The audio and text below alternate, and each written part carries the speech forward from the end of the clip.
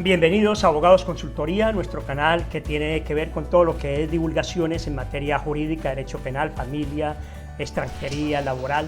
Y hoy tenemos un aporte importante que tiene que ver específicamente con la situación del estado de alarma que se está viviendo por este momento y la manera de cómo se ha afectado las circunstancias regulares de los inmigrantes y también la connotación que tiene respecto a las dificultades que se presentan por aquello de la contratación, de la cotización a la seguridad social, del cierre de la administración. Todo este tipo de circunstancias las ha traído la administración en una serie de orientaciones, directrices o simplemente instrucciones que ha entregado a todas las oficinas de extranjería del país y que tienen que ver con tres aspectos importantes de la ley de extranjería. La primera, el arraigo social; la segunda, las renovaciones; la tercera, la reagrupación familiar. En esos tres aspectos se ha variado la normativa, la reglamentación, la 557 del 2011, que es el Real Decreto que determina o hace la parte reglamentaria de la Ley 4 del 2000, que es el Estatuto de Extranjería. En ese aspecto nos vamos a detener nosotros y vamos a iniciar con el arraigo social en esta primera entrega. Posteriormente analizaremos lo que es las renovaciones y la reagrupación familiar. Vamos al arraigo social. Muy bien. Sabemos que es el arraigo social, no nos vamos a detener en eso, vamos a hacer los siguientes supuestos. El primer supuesto, que es el que trae las orientaciones establecidas por el gobierno. Se me ha concedido el arraigo social y tengo que proceder a darme de alta en la seguridad social para luego hacer la impronta de huellas y luego pues que se me entregue el NIE, o sea la tarjeta que tenemos, ¿no? La residencia. Pero ¿qué sucede? Ahora mismo pues el empleador no está en condiciones de darme de alta por aquello de todo lo que ha sucedido con el estado de alarma y el virus estos que se han inventado y lo demás, pues entonces yo no tengo cómo acreditar entonces mi alta en la seguridad social. La normativa permite que usted cambie de empleador, le da 45 días para que cambie de empleador, para buscar otro empleo. Y esto en materia de que no vaya usted a perder el derecho que ya le ha sido concedido. Esto siempre y cuando haya sido antes del 9 de junio, que es cuando entra en vigor estas instrucciones, o de forma posterior. En conclusión, podemos hacer un cambio de contrato de trabajo, informar a la administración obviamente por escrito y lo demás, y tenemos 45 días para ello. Ahora, que no tengamos nosotros la oportunidad de cambiar el contrato de trabajo en estos 45 días que se inician a partir del momento en que se le notifica la resolución, pues entonces tendremos otras opciones. La segunda opción que tenemos es la del informe que acredite la integración social. Ese es el informe que dan las comunidades autónomas, que se viene dando en este momento cuando no tenemos tampoco los medios económicos para la renovación. Que se envíe un informe de arraigo social porque no tenemos un contrato, porque no hemos cotizado, etcétera, etcétera. Pero aquí se aplica y se atrae para lo que es el arraigo social, un informe de arraigo que acredite la integración social, y eso manteniendo la excepción aquella de que las empresas, muchas han cerrado, otras han quebrado, otras no pueden abrir, o sea, las condiciones económicas de carácter empresarial no son las mismas y entonces el gobierno flexibiliza un poco ese requisito. De igual manera, ese informe del arraigo social determina también de que se tienen 45 días para poderlos aportar, de tal manera que si no conseguimos el contrato, pues entonces buscamos en la comunidad autónoma a través de los servicios sociales que se nos otorgue ese informe. Y así podemos entonces nosotros solucionar de alguna forma pues esto de que no tengamos el contrato de trabajo. Ahora, volvemos al informe del arraigo social. Cuando yo no tengo contrato de trabajo, pero tengo ya los 3 años para regularizarme, pero no tengo quien me dé un contrato, podemos acogernos también, como si fuera una renovación, a este mismo informe de carácter social que otorga la comunidad autónoma en algunas partes, en otras las tiene delegadas al ayuntamiento, o sea, a los servicios sociales de allí del municipio, de la localidad. Pues se puede entonces, en caso de que no tengamos contrato de trabajo, hacerlo por informe de arraigo social. El tercer supuesto tiene que ver específicamente con la acreditación de recursos suficientes.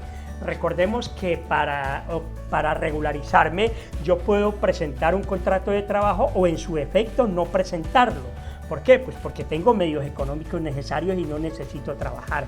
Eso es lo que dispone la normativa ahora, pero se amplía, en este momento se acoge esa parte de la normativa para aplicar a este asunto que estamos tratando, en el sentido de que no por el hecho de que no tenga contrato de trabajo, sino también por el hecho de que no me puedan dar de alta porque ya el empleador ya no está en condiciones de hacerlo, yo puedo aportar un informe donde acredito que tengo los recursos suficientes. Es lo que se me pide también cuando yo voy a pedir un informe de inserción social al ayuntamiento y no tengo contrato de trabajo. Debo acreditarle a la trabajadora social que tengo medios económicos. Aquí es el mismo informe que le pedimos a la trabajadora social, pero ya ante la administración se presenta y se acredita de que yo tengo medios económicos necesarios para prescindir del contrato de trabajo por las circunstancias que estamos viviendo. Ahora, ¿cómo se va a considerar esos medios económicos? Es decir, ¿cuánto debo tener? ¿1.000 euros, 5.000 euros, 20.000 euros en el banco? ¿Cómo lo va a acreditar? Lo primero es que no son aplicables los recursos mínimos exigidos para la reagrupación familiar. Es decir, el dinero que se tiene que acreditar cuando yo voy a reagrupar a una persona, que es el que se aplica en este caso cuando yo acredito, cuando yo digo que tengo medios económicos y que no necesito contrato de trabajo, eso no se va a aplicar. Es decir, no vamos a tener los límites de la cantidad económica que tengo que demostrar y que me establece el baremo para la reagrupación familiar. Eso va a bajar. Es decir, no vamos a hacerlo, a concederlo con esos límites, vamos a permitir que esos ingresos sean inferiores a los límites, a los topes mínimos que están ahora establecidos. Entonces no se van a aceptar los medios económicos que se requiere para la agrupación familiar, es decir, pueden ser inferiores, por lo menos iguales o inferiores. El segundo aspecto a tener en cuenta, se considerará la actividad por cuenta propia. Yo puedo presentar que voy a trabajar en alguna actividad por mi propia cuenta y eso entonces me permitirá a mí también prescindir del contrato de trabajo. Ahora, establece la instrucción una parte importante que tiene que ver con los casos que se van a analizar de una manera individualizada, es decir, a cada circunstancia le van a aplicar una observancia o un juicio de valores de carácter administrativo diferente. No se va a medir a todos con el mismo baremo, cada uno se le va a analizar su particular situación. Por ejemplo, los vínculos familiares que yo tenga. Eso es un aspecto. El segundo, los ascendientes. Si yo tengo ascendientes, padre y madre, pues están conmigo, tienen documentos, tienen un contrato de trabajo, etcétera, etcétera. Tienen una vida laboral permanente o antigua. Eso también dentro de los parámetros que se van a establecer en la valoración del carácter individual para analizar cada caso particular, ¿no? Sui generis. Ahora, los descendientes también, si tengo hijos, si mis hijos son españoles, si mis hijos tienen residencia, si mis hijos están escolarizados, ese tipo de cosas, porque hay una dependencia también de ellos respecto a mí como padre o como madre. Igualmente, si se trata de un cónyuge o una pareja que tiene documentos, que tiene contrato de trabajo, es decir, se va a flexibilizar, se le va a buscar la forma de ayudarle al inmigrante para que pueda entonces ejercer ese derecho de regularizarse por vía de arraigo social, obviamente cumpliendo los demás requisitos, porque aquí nos estamos entrando en la parte económica, cómo acreditamos aquello del contrato de trabajo que es tan complicado, ¿no? Entonces ya hemos dicho, para resumir, que lo podemos acreditar a través del informe del arraigo que determine o que me otorgue o que me conceda la comunidad autónoma, o en este caso los ayuntamientos cuando tengan esa delegación, pero lo que corresponde es a la comunidad emitirlo. En este caso, pues, la comunidad que corresponde a su provincia. Igual manera, tenemos 45 días para presentarlo. Eso es lo primero. Lo segundo es que acredito que yo tengo los recursos económicos suficientes, y esos recursos económicos suficientes pasan por un informe que exima al interesado de contratar un contrato, de tener un contrato de trabajo, y se debe considerar entonces para establecer cuál es la cantidad de dinero que yo debo demostrar, de que no se va a tomar en cuenta los límites que establece la reagrupación familiar, que es el que se aplica para estos casos, ¿no? Se va a tomar incluso, podemos incluso acreditar cantidades de dinero inferior a eso haremos, pues podemos acreditar. Y otra parte importante, que nos van a valorizar individualmente cada situación, de acuerdo a si tenemos vínculos familiares, cónyuges, parejas, ascendientes, descendientes, o la otra que podemos presentar una actividad por cuenta propia también. Todo va a ser flexibilizado en ese caso. Ahora, ya decíamos, los que tenemos contrato de trabajo que no podemos ya aportar y que ya nos habían concedido la residencia, pues entonces nos dan 45 días para cambiar de contrato de trabajo de empleador. Ahora, cuando se refiere, como la normativa establece, que se debe acreditar un contrato de trabajo de un año, entonces establece la instrucción del Ministerio de Migración, en este caso, pues que no se perjudicará al extranjero por la eventual falta de viabilidad de la actividad empresarial.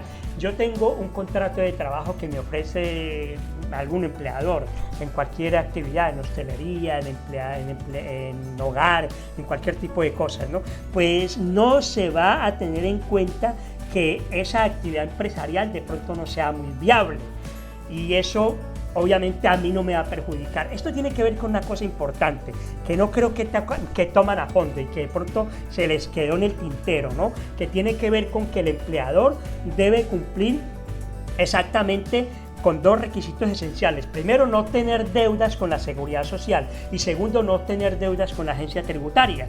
Muchos empleadores, y no pocos, tienen deudas con la Seguridad Social y tienen deudas con la agencia tributaria. Cuando eso pasa, a mí me niegan la residencia como si yo fuera el que estuviera debiendo, y eso no tiene que ser así. Hemos dicho que si la responsabilidad de pagar las deudas ante la administración es del empleador, pues sancionen al empleador, no me sancionen a mí, que estoy intentando obtener una regularización por las vías normales y enmarcadas dentro de la normativa. O sea, no tengo yo por qué pagar esas consecuencias, y eso no dice nada las instrucciones. La instrucción tenía que decir de forma clara, palpable y viable y diáfana y transparente y de bulto, podemos llamarlo así, que sea apreciable inmediatamente a primera vista, que no se va a tener en cuenta las deudas que el empleador tenga con la Seguridad Social y con la agencia tributaria. Tenía que decir eso, pero eso no lo dicen las instrucciones.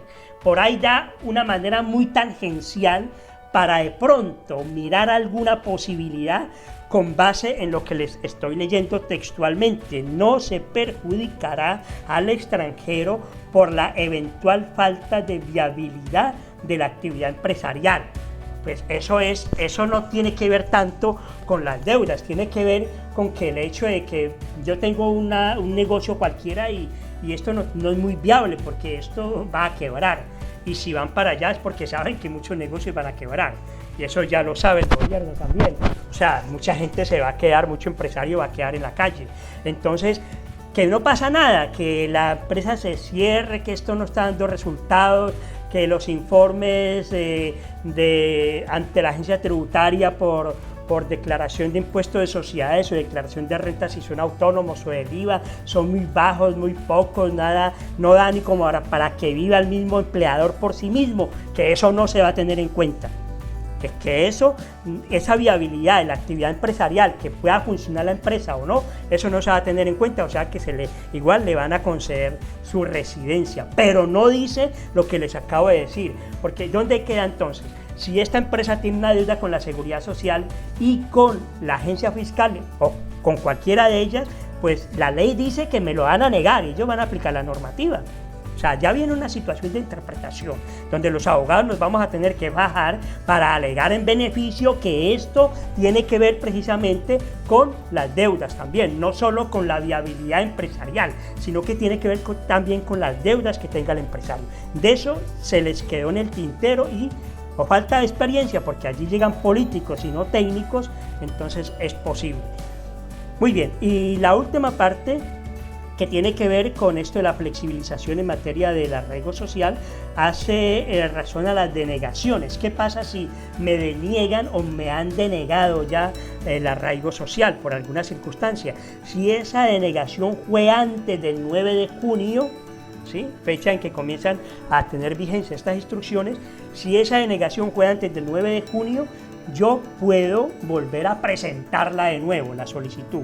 Y si esa denegación es posterior al 9 de junio, igual yo puedo presentar la solicitud nuevamente. Lo que pasa es que dice después del 9 de junio, pero no nos dice hasta cuándo.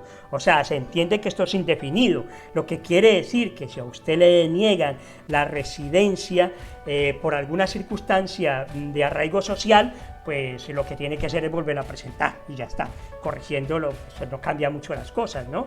Pero bueno, por lo menos se le da una opción a que la persona vuelva a corregir lo que tenga que corregir y esto se pueda volver a presentar de nuevo. Hay alguna flexibilidad y algunas ventajas que permite de pronto el tejemaneje jurídico para que los abogados podamos entrar entonces a debatir con la administración estos derechos, ¿no?, que tienen que ver con la regularización, porque a regularización no va a haber, y si la hay será a la portuguesa, no hay otra forma.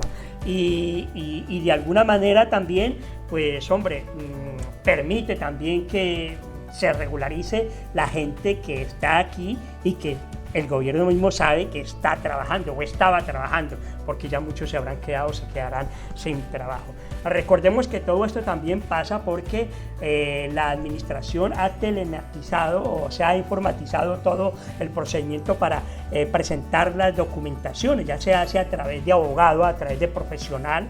Obviamente lo pueden hacer ustedes también, pero claro, las circunstancias han variado, entonces debe ser el profesional que lo presente a efectos de que tenga una mínima o una máxima o una media posibilidad de que las cosas en su expediente sean más efectivas y puedan llegar a un feliz término. Muy bien, esto respecto al arraigo social. En el próximo vídeo vamos a ver qué cambios han habido o se han presentado ahora en las renovaciones, y hay una cosa importante que voy a dejar aquí de una vez, como en el ambiente, ¿no? Aquí estamos hablando, palabras más, palabras menos, estamos hablando de una reforma o una, no digamos una derogación, pero de alguna manera unas disposiciones de carácter jurídico diferentes, distintas o complementarias a lo que es el Real Decreto 557 del 2011. Los abogados sabemos que las cosas se deshacen como se hacen, y para nosotros variar o modificar el reglamento, eso lo saben aquí en cualquier parte, en cualquier estado, en todos los estados del mundo, porque se rigen por un ordenamiento jurídico, tenemos necesariamente que modificar el Real Decreto 557 del 2011, y esto no se ha hecho, no se ha modificado el 557 del 2011, que es una ventana, un boquete por donde puede introducirse a aquellos que por oposición política quieran tumbar estas orientaciones, que no son otra cosa que unas directrices o de algunos aspectos administrativos que otorga el gobierno para que lo apliquen los organismos, las oficinas de extranjería, ¿no? Entonces aquí grupos políticos